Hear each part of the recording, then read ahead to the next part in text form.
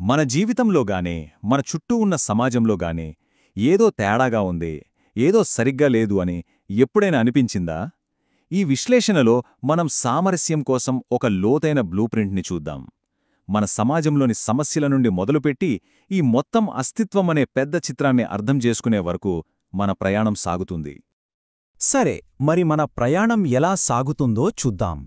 మొదట మనకు బాగా తెలిసిన సమాజంతో మొదలుపెడదాం. అక్కడి నుండి ఒక్కో పొరను విలకుతూ ఈ విశ్వం యొక్క అత్యంత ప్రాథమిక సత్యాన్ని అర్థం చేసుకోవడానికి ప్రయత్నిద్దాం. సరే, మొదటి విషయానికి వద్దాం.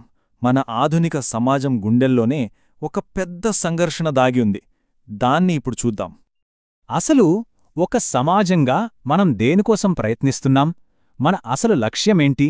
మనందరికీ సహజంగా ఆమోదయోగ్యమైన, మనందరినీ సంతృప్తిపరిచే అసలైన లక్ష్యాలు ఏమయుండాలి? ఇప్పుడు ఈ స్లైడ్ చూడండి, చాలా ఆసక్తికరంగా ఉంటుంది. ఎందుకంటే ఒకవైపు మన మనసు ఏం కోరుకుంటుందో ఉంది, మరోవైపు మనం నిజంగా ఏం చేస్తున్నామో ఉంది.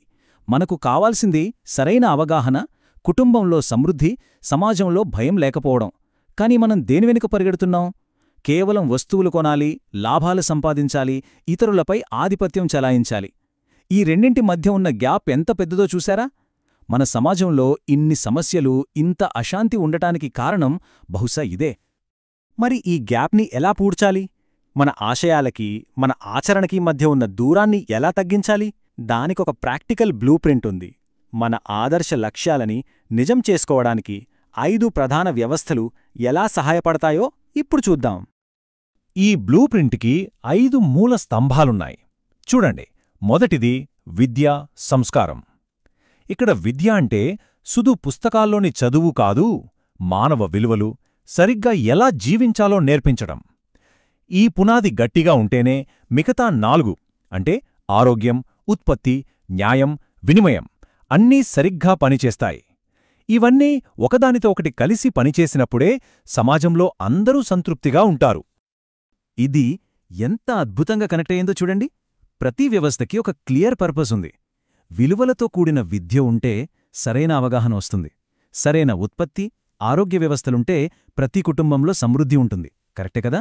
ఇక న్యాయం, వినిమయ వ్యవస్థలు సమాజంలో నమ్మకాన్ని, భయంలేని వాతావరణాన్ని సృష్టిస్తాయి. చూశారా, అన్నీ కలిసి మన అసలైన లక్ష్యాలను ఎలా నెరవేరుస్తున్నాయో? సరే, ఇప్పటిదాకా మనం మన మానవ సమాజం గురించి మాట్లాడుకున్నాం. ఇప్పుడు ఒక్కసారి జూమౌట్ చేసి చూద్దాం. మనమంతా భాగమైన ఈ ప్రకృతి అనే అతిపెద్ద వ్యవస్థను ఒకసారి పరిశీలిద్దాం. ప్రకృతిలో ఉన్న ప్రతి దాన్ని మనం ఈ 4 ఆర్డర్స్గా, అంటే 4 క్రమాలుగా విభజించవచ్చు. భౌతిక క్రమం అంటే నేల, నీరు, లోహాలు. జీవక్రమం అంటే మొక్కలు, చెట్లు. జంతుక్రమం అంటే జంతువులు, పక్షులు. ఇక 4వది మానవ క్రమం. ఈ 4 వేర్వేరుగా కనిపించినా ఒకదానితో ఒకటి విడదీయలేనంతగా ముడిపడి ఉన్నాయి. ఇక్కడే మనం ఒక చాలా ముఖ్యమైన విషయం గమనించాలి. మొదటి 3 ఆర్డర్స్ అంటే నేల, నీరు, మొక్కలు, జంతువులు, ఇవన్నీ ఒకదానికొకటి సహాయం చేసుకుంటూ ఒక పర్ఫెక్ట్ హార్మనీలో ఉంటాయి. చెట్లు గాలిని శుభ్రం చేస్తే జంతువులు విత్తనాలని వ్యాపింపజేస్తాయి, ఒకదానికొకటి పోషించుకుంటాయి. కాని మానవ క్రమం మాత్రమే తరచుగా ఈ బ్యాలెన్స్ని దెబ్బతీస్తుంది, ఈ మొత్తం చక్రాన్ని పాడు చేస్తుంది. ఈ చార్ట్ చూస్తే ప్రకృతి డిజైన్ ఎంత అద్భుతంగా ఉందో అర్థమవుతుంది. చూడండి, భౌతిక క్రమం అంటే నేల, నీరు లాంటివి చాలా ఎక్కువగా ఉన్నాయి. వాటిపై ఆధారపడే జీవక్రమం అంటే మొక్కలు కొంచెం తక్కువ. వాటిపై ఆధారపడే జంతు, మానవ క్రమాలు ఇంకా తక్కువ. అంటే ఏంటి? ప్రకృతిలో కొరత అనేదే లేదు, అందరికీ సరిపడ వనరులున్నాయి. సమస్య వాటిని మనం ఎలా పంచుకుంటున్నాము అనేదానిలోనే ఉంది. సరే, మనం సమాజం నుండి ప్రకృతికి వచ్చాం. ఇప్పుడు ఇంకా పెద్ద చిత్రానికి వెళదాం.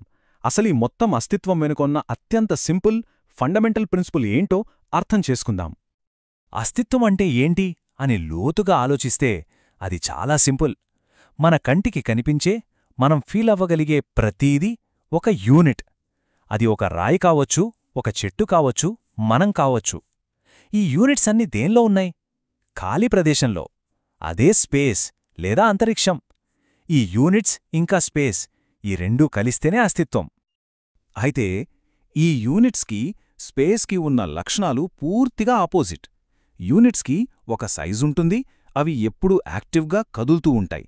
కానీ స్పేస్ అలా కాదు. దానికి హద్దుల్లేవు. అది ఎప్పుడూ నిశ్చలంగా ఏ యాక్టివిటీ లేకుండా ఉంటుంది. ఇవి రెండూ ఎంత భిన్నంగా ఉన్నా ఎప్పటికీ కలిసే ఉంటాయి. వాటిని మనం విడదీయలేం. ప్రతి యూనిట్ ఈ నిశ్చలమైన స్పేస్లో మునిగి ఉంది కాబట్టి దానికే కొన్ని సహజమైన లక్షణాలొస్తాయి. అవేంటంటే, ప్రతి యూనిట్ శక్తివంతంగా ఉంటుంది, ఒక ఆర్డర్లో అంటే ఒక క్రమపద్ధతిలో ఉంటుంది, ఇంకా తన చుట్టూ ఉన్న ఇతర యూనిట్లతో తన సంబంధాన్ని గుర్తించి వాటితో సామరస్యంగా మెలగగలదు. అంటే ఈ మొత్తం యూనివర్స్ సహజ స్వభావమే ఒక ఆర్డర్, ఒక హార్మనీ అన్నమాట. సరే, సమాజాన్ని చూసాం, ప్రకృతిని చూసాం. ఈ మొత్తం అస్తిత్వం ఒక సహ అస్తిత్వమని అర్థం చేసుకున్నాం. ఇంత పెద్ద అద్భుతమైన డిజైన్లో మరి మన పాత్రేంటి? ఒక మనిషిగా మన పర్పస్సేంటి? ఈ ఫ్రేమ్వర్క్ ఏం చెబుతోందంటే, నిజమైన అభివృద్ధి అంటే పెద్ద పెద్ద భవనాలు కట్టడం, ఇంకా ఎక్కువ వస్తువులు సంపాదించడం కాదు. ఎందుకంటే భౌతిక ప్రపంచం ఎప్పుడూ మారుతూ ఉంటుంది, అది శాశ్వతం కాదు. ఈరోజున్నది రేపు ఉండకపోవచ్చు. అసలైన పర్మనెంట్ గ్రోత్ అనేది మన లోపల, మన అవగాహనలో రావాలి.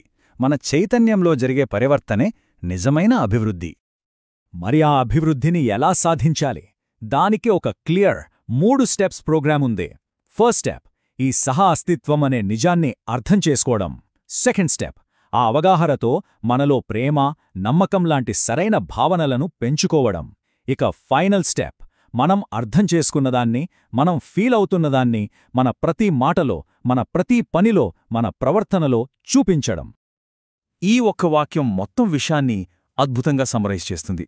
అస్తిత్వంలో నా భాగస్వామ్యం, సహ అస్తిత్వాన్ని గ్రహించి సహ అస్తిత్వంలో జీవించడం. అంటే మన జీవితానికి అసలైన విలువ ఎప్పుడొస్తుందంటే, ఈ మొత్తం ఒక హార్మనీ అని గ్రహించి ఆ హార్మనీలో మనం కూడా ఒక భాగంగా జీవించినప్పుడే.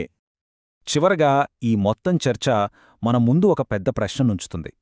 ఈ థియరీ అంతా వినడానికి చాలా బాగుంది, కానీ ప్రాక్టికల్గా ఆలోచిస్తే ఈరోజు మన జీవితంలో, మన కుటుంబంలో, మన ఆఫీస్లో, మన సమాజంలో ఈ సహ అస్తిత్వంలో జీవించడం అంటే ఏంటి? అది నిజంగా ఎలా ఉంటుంది? ఎలా సాధ్యపడుతుంది?